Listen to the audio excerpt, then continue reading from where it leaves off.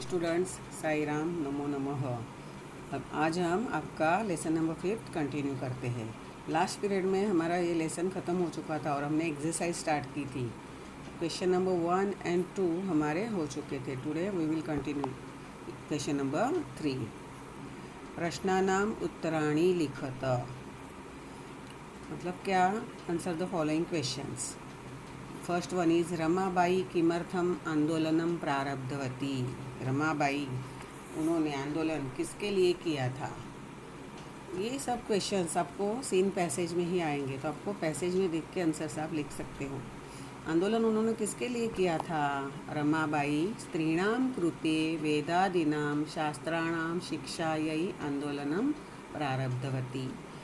रमाबाई स्त्रियों के लिए वेद आदि और शास्त्रों की शिक्षा उन्हें मिलनी चाहिए, इसके लिए उन्होंने आंदोलन किया था। This is our first answer.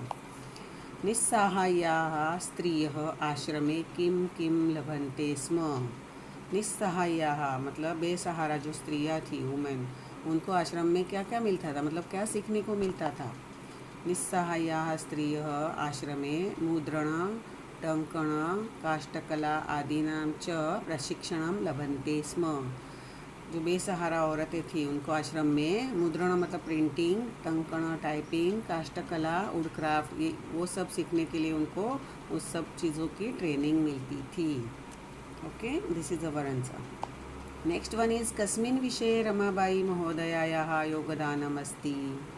कौन से विषय में उनका योगदान है?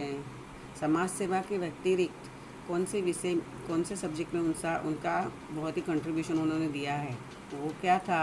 लेखन क्षेत्र, लेखन में भी उनका बहुत बड़ा कंट्रीब्यूशन है। सो लेखन क्षेत्र विषये रमाबाई महोदयायाः योगदानम अस्ति।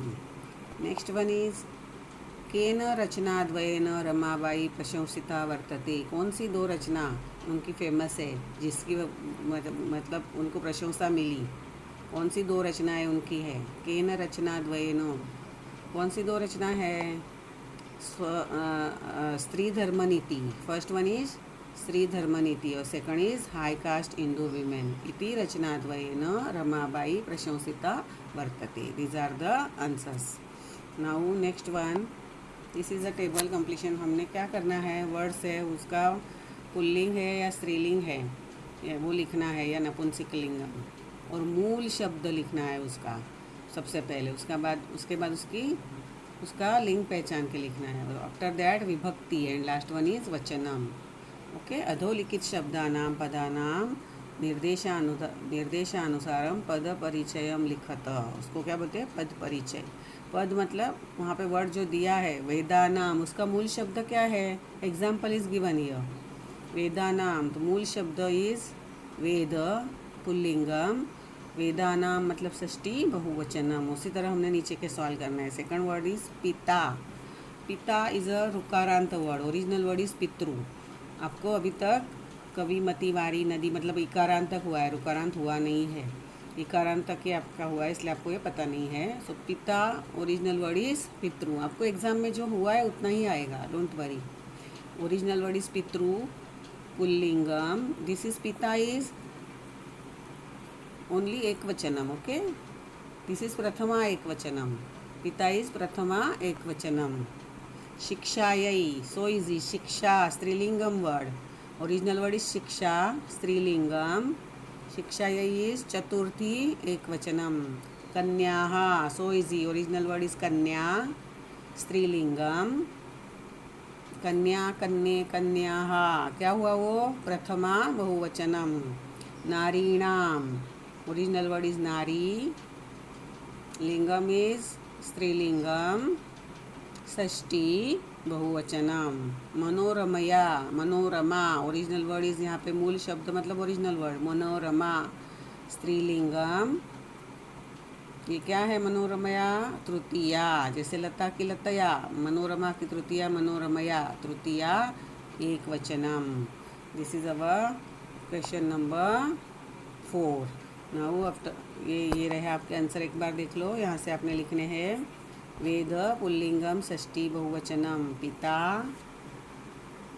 पितृ पुल्लिंगम प्रथमा एकवचनम, वेदानाम इज षष्ठी बहुवचनम, पिता is Prathama एकवचनम, शिक्षायै स्त्रीलिंगम word, original word is शिक्षा, चतुर्थी एकवचनम, कन्याः दिस इज प्रथमा एंड द्वितीया बहुवचनम, कन्या कन्ये कन्याः, कन्याम कन्ये कन्याः प्रथमा में भी आता है और द्वितीया में भी आता है।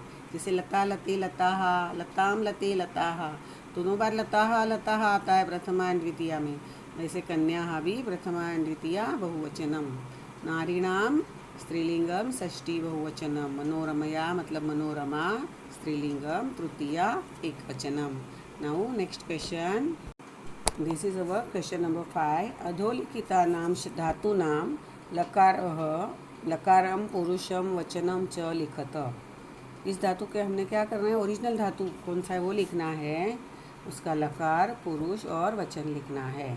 First example is given here, आसित धातु क्या हुआ अस, लंग लकारः प्रथम पुरुषः एकवचनम। कुर्वन्ति विच धातु क्रू, कुर्वन्ति क्रू, लट् लकारः प्रथम पुरुषः बहुवचनम। करोति कुरुतः कुर्वन्ति सो बहुवचनम। आगच्छत, आ इज उपसर्ग आगे लगाया है, आ प्लस गम गच्छ धातु है वो, तो आ प्लस गम ऐसे लिखना है। धातु को हलंत देना है, अस को कैसे हलंत दिया है वैसे देना है।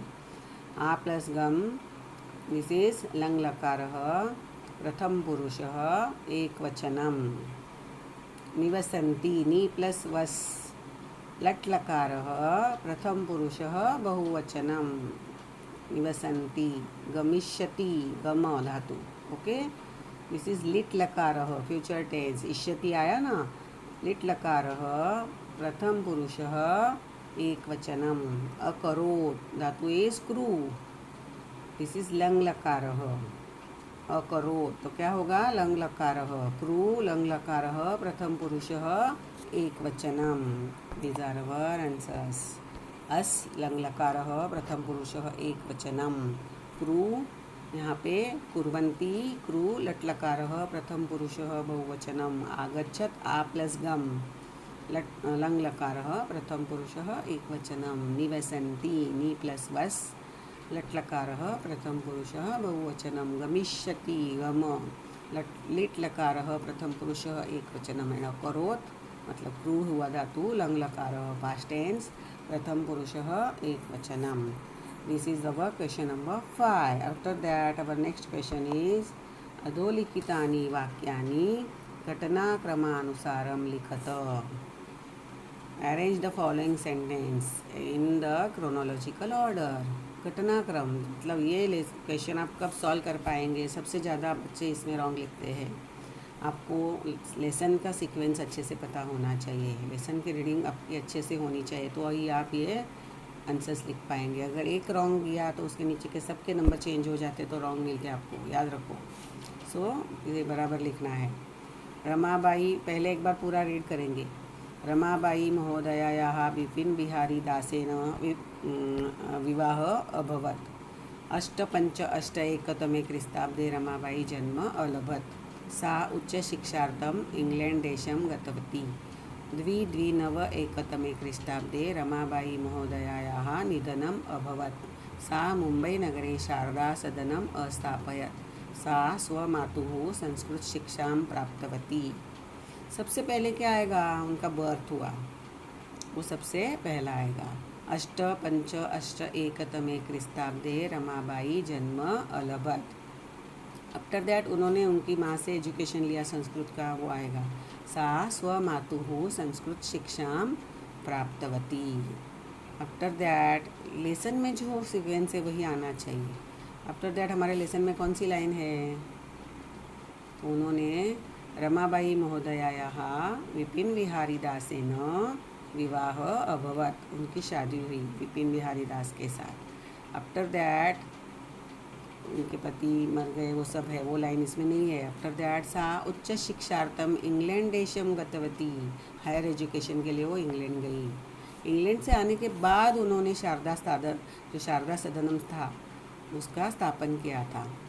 तो सा मुंबई नगरे शारदा सदनम अस्थापयत। एंड लास्ट वन इज 851 क्रिस्ताब्दे रमाबाई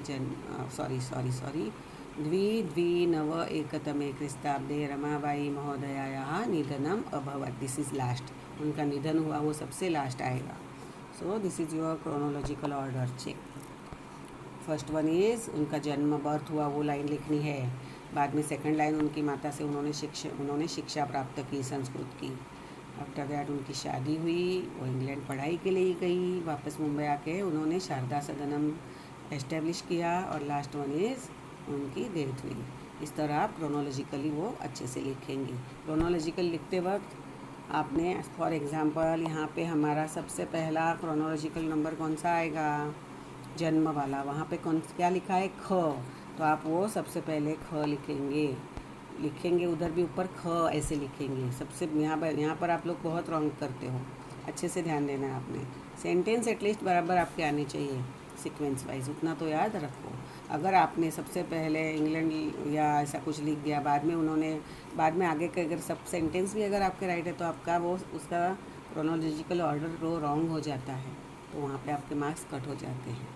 सो अच्छे से लेसन रीड करके बाद में आंसर सॉल्व करना है. यहाँ पर हमारी एक्सरसाइज ख़त्म होती है. I think you understand this lesson properly. अच्छे से स्टडी करनी है. इसके नोट्स आपको जल्दी अभी भेजे दिए जाएंगे. Okay, thank you.